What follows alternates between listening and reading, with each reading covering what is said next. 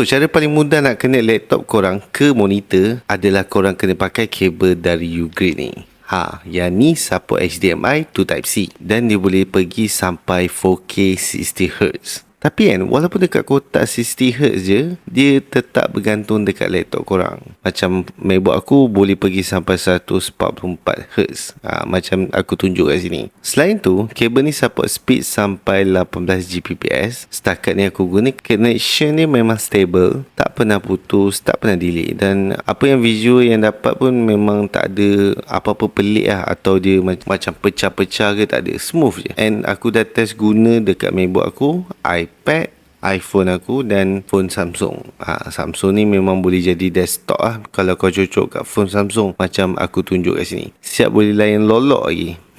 Jadi kalau korang tengah cari kabel USB-C to HDMI yang boleh direct cocok je, memang korang boleh dapatkan kabel dari Ugrade ni. So, kalau korang berminat, link ada dekat bawah. Bye.